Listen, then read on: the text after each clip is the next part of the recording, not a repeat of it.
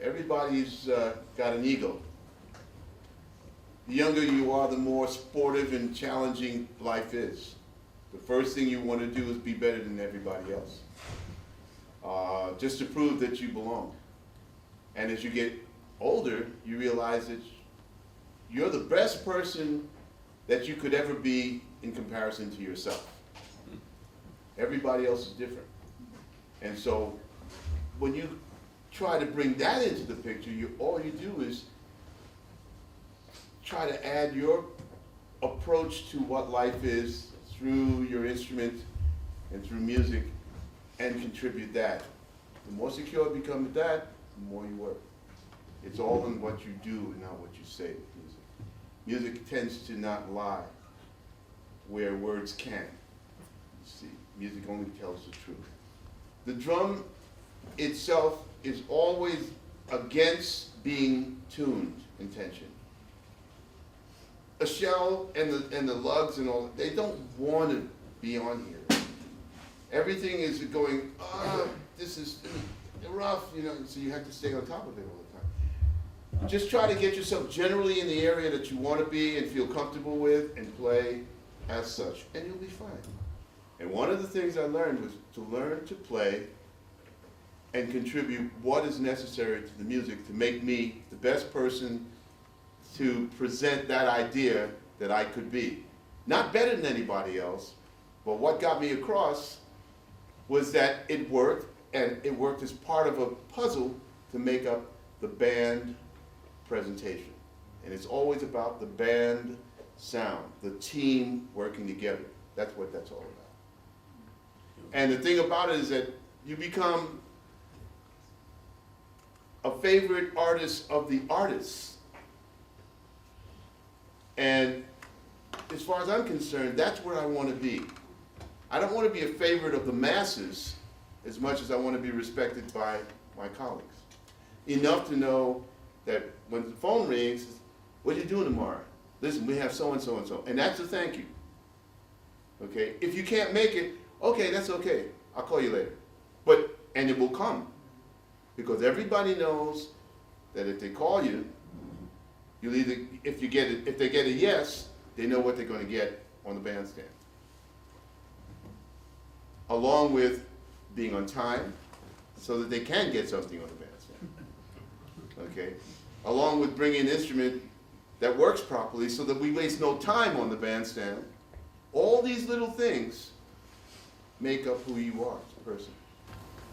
And if you do those things right, it doesn't matter that you're not the most proficient, efficient, fastest, loudest player in the world. Because this is not the Olympics, this is music.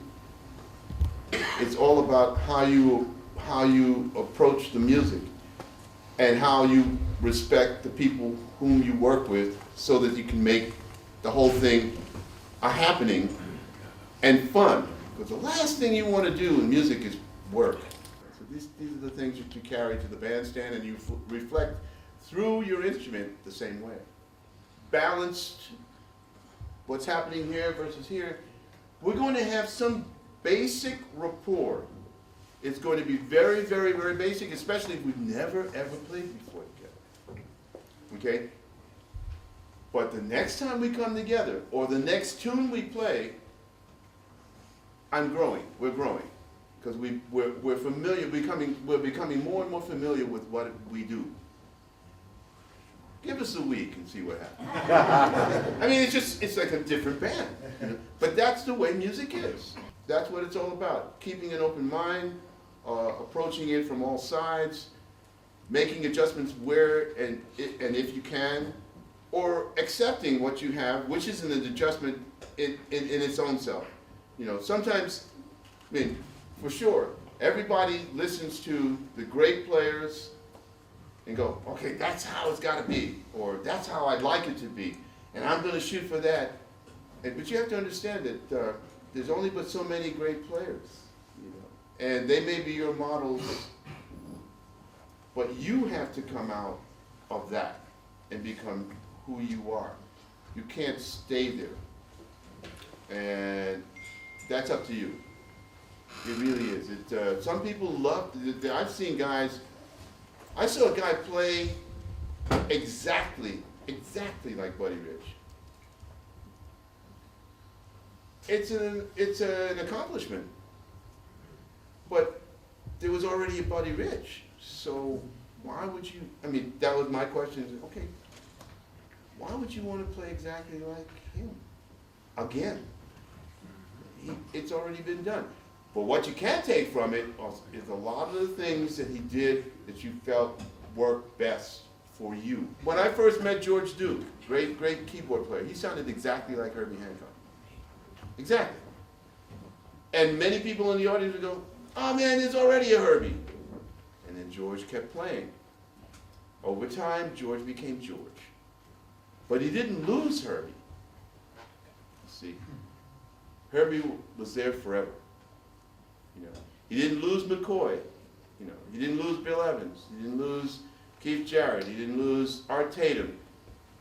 But he learned how to extract from all of those influences, all those people who came before him, personalities that helped to mold who he ended up being in his life. That's what music's all about. When I first heard Chick Corea, I closed my eyes and I swore it was McCoy. And to this day, I can listen to Chick and hear exactly where he came from. It's McCoy.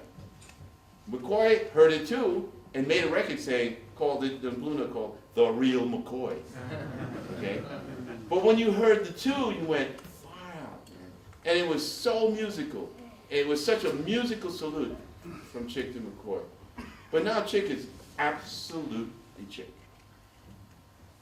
So this comes with time and experiences on and off the bandstand. See? If you're going to be a musician, if you're going to be an artist and a specialist, that's what you have to be 24/7, 365 days a year.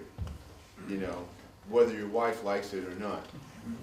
Unfortunately, you're committed. Unfortunately.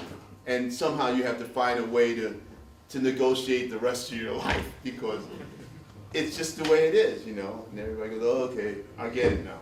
Or not, And there's a price to pay for everything. It's not for free. It depends on you. Because music is consuming your life. Life consuming, not time consuming. It's either you're all in, or you're partially in, and that's exactly how you're going to sound. We should play a little bit more.